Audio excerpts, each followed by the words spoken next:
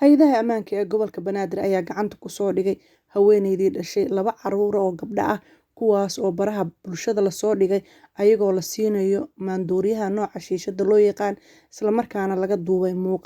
muuqaalkaas oo barkiisii ugu horeysay la soo dhigay barta TikTok isla markaana daqiiqado gudaheed ku baahay dhammaan baraha bulshada ee Soomaalida. Haweeneydan iyo haweenkan kale oo la socotay oo lagu wareystay ayaa waxa ay sheegeen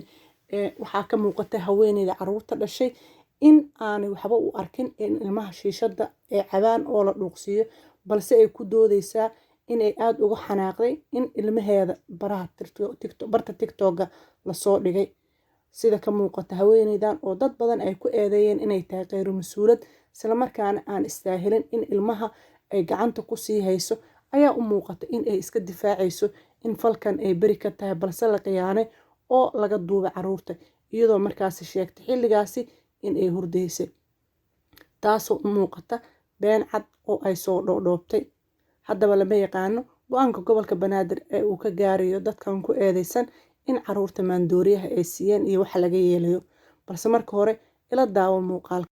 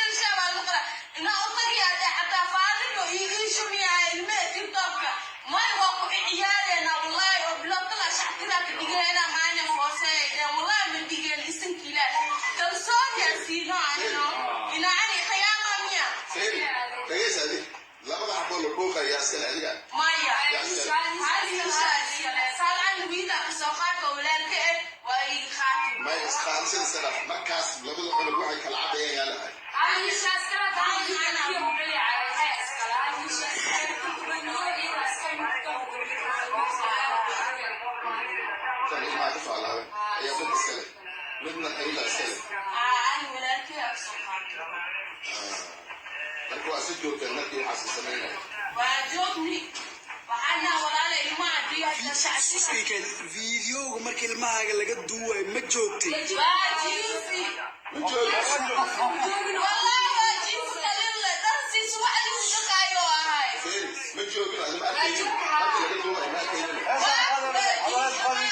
qofka heesta bilaaway maano. Hay'adaha ammaanka ee gobolka Banaadir ayaa gacanta ku soo dhigay haweeneydii dhashay 2 carruur oo gabdho ah kuwaas oo baraha bulshada la soo dhigay ayagoo la siinayo maandooriyaha nooca shiishada loo yaqaan isla markaana laga duubay muuqaalkaas oo barkiisii ugu horeysay la soo dhigay barta TikTok isla markaana daqiiqado gudaheed ku baahay dhammaan baraha bulshada ee Soomaalida. Haweeneydan iyo haweenkan kale oo la socotay oo lagu wareystay ayaa waxa ay sheegeen waxaa ka muuqatay haweeneyda carruurta dhashay in aanay waxba u arkin in ilmaha shiishada ee cabaan oo la dhuuqsiyo balse ay ku doodaysaa in ay aad uga xanaaqday in ilmaheeda barta TikTok la soo dhigay. Sida ka muuqata haweeneydan oo dad badan ay ku eedeeyeen inay tahay kheyr mas'uulad isla markaana aan istaahilin in ilmaha ay gacanta ku sii hayso ayaa u muuqata in ay iska difaacayso in falkan ay bari ka tahay balse la khiyaanay oo laga duubay carruurta iyadoo markaasi sheegtay xilligaasi in ay hurdaysay taasoo u muuqata been cad oo ay soo dhoodhoobtay. Haddaba lama yaqaano go'aanka gobolka Banaadir ee uu ka gaarayo dadkan ku eedeysan in carruurta maandooriyaha ay siiyeen iyo waxa laga yeelayo balse marka hore ila daawo muuqaalka. Waxay ku mashquulsan tahay inay isdifaacdo hase yeeshee uma eka hooyo ka damqanaysa in ilmaheeda maandooriyaal la siiyey balse waxaa kaliya u muuqato in la khiyaanay oo TikTok la soo dhigay. Hase yeeshee waxay afkeeda ka qiratay in mid ka mid ah dhalada shiishada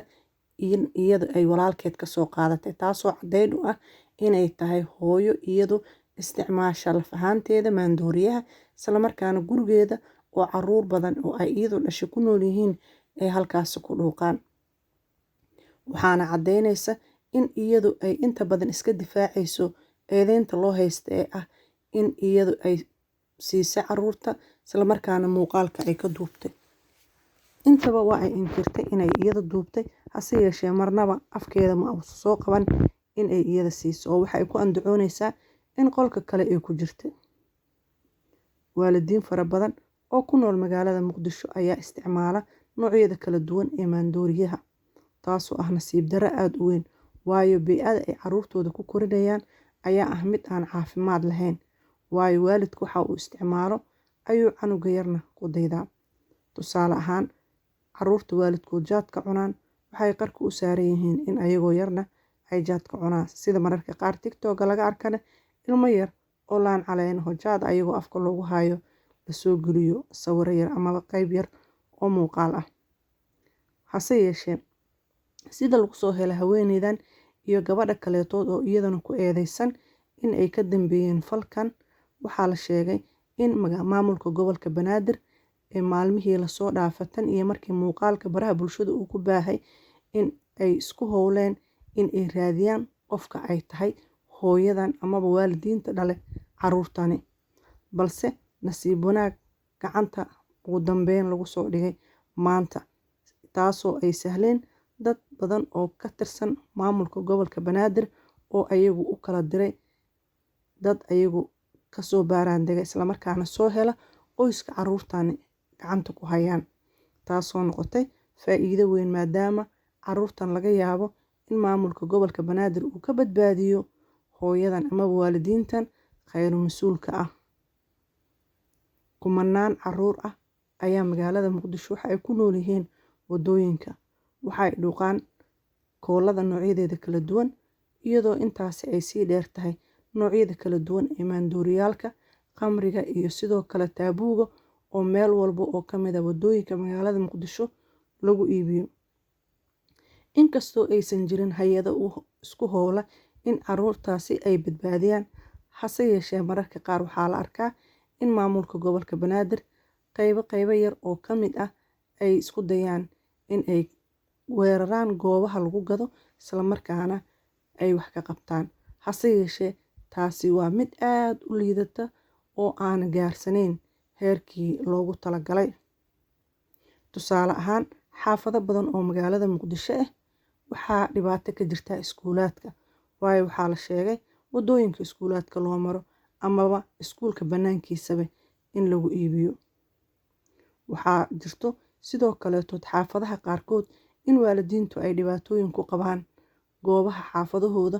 oo lagu iibiyey isla markaana caruurtii loo diray iskoolka halkaasi lagu duufsado. Si kastoo ay u dacwoodaanna wax arrintaasi laga qaban kari waayey,